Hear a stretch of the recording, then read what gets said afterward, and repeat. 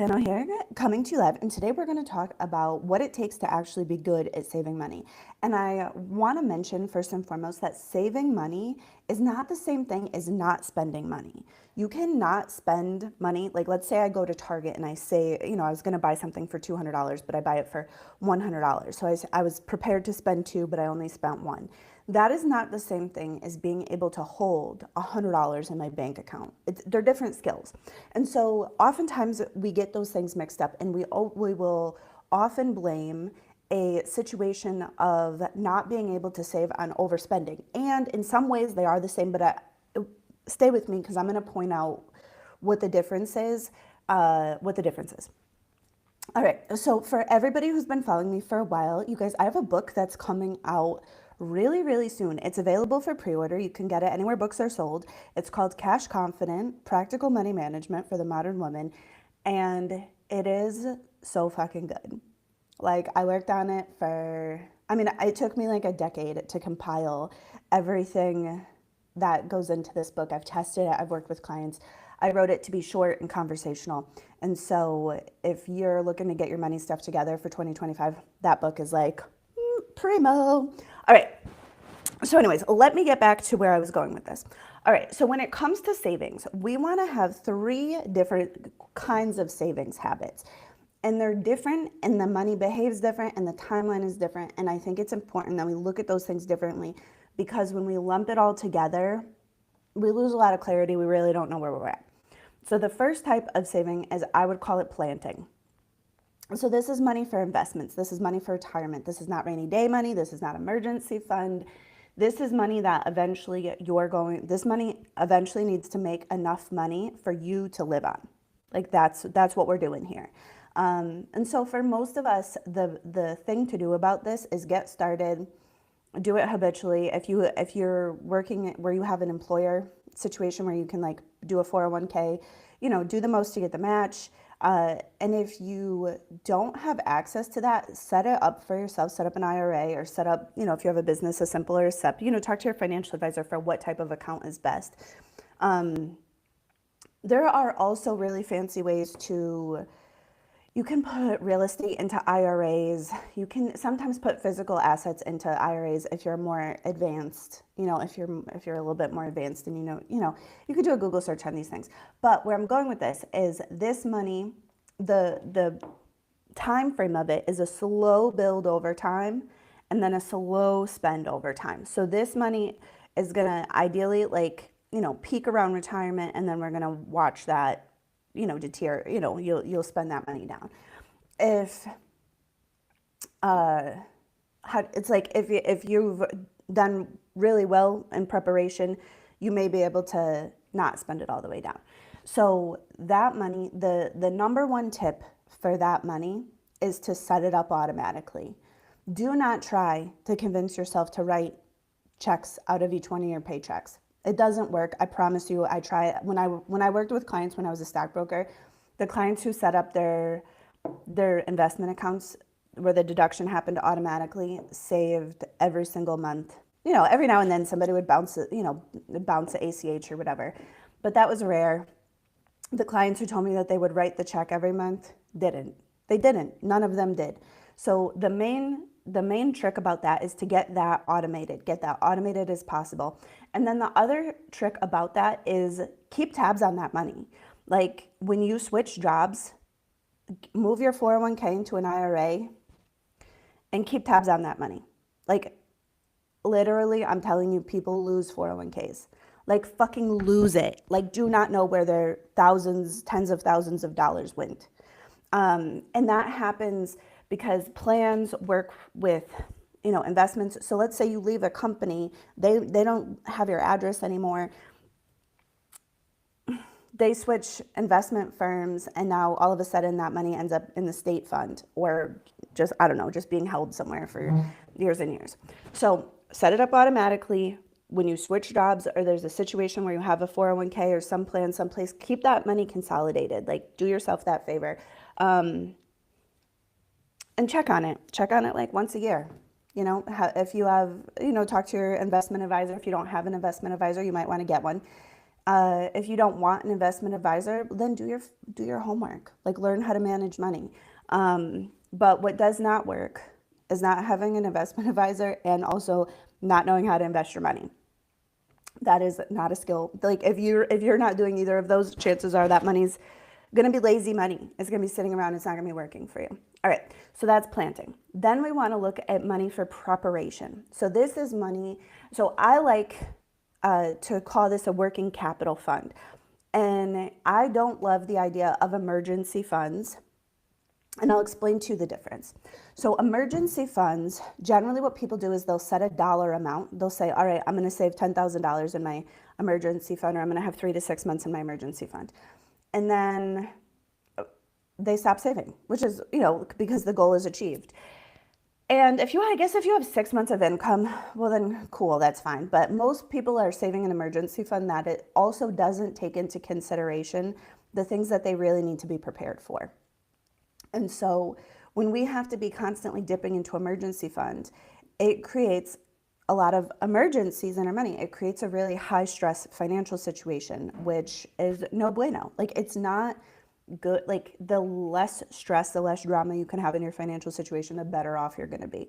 So I suggest using a working capital account. And the difference between a working capital account is one that we project those irregular expenses. And so I'm talking about this stuff that you can see coming, but is not monthly, right? So I have car taxes due twice a year. I have heating oil due in the winter. I generally buy wood for my wood stove August or September. Holiday shopping, back to school shopping, trips to, my dad lives in Portugal, trips to Portugal. Things, the things that we can see coming. Car maintenance, house maintenance, my refrigerator's been on the fritz, I'm gonna need a new one kind of stuff.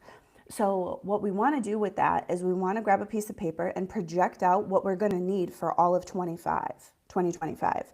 And then you divide that total by the number of paychecks you have, and then you know how much to save. Now, the reason that I love a working capital account is because it is habitual savings. It helps to build self-trust.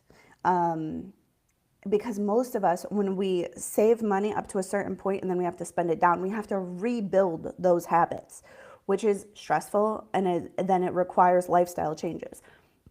When you project out what you're going to need, it reduces the amount of stress that you have in your life. You get used to having money because literally that money that's there is not for some random emergency. It's for the stuff that you can see coming. Of course, if you have an emergency, the money's available. But it helps you to understand this money I have is spent in the future. It's not extra money. And so what I find for clients is that method really works. The trick about having a really solid relationship with your working capital is being able to let the money stack and not get all freaked out about it, and let the money go and not get all freaked out about it. And it does take practice. So for lots of people, like I said earlier in this video, lots of people are pretty good at being able to say, oh, I'm not going to spend this money. But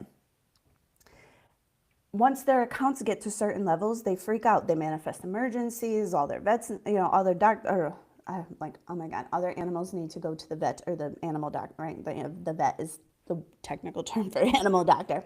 I crack myself up.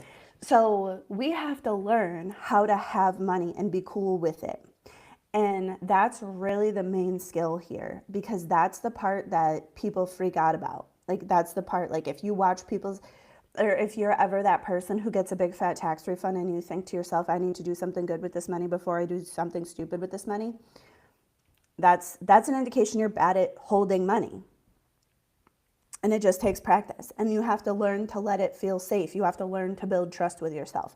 And these are the keys this is the key. This is the key factor, is that you can have this money and hold it and feel safe and not feel like pressing needs to make big decisions with it all the time.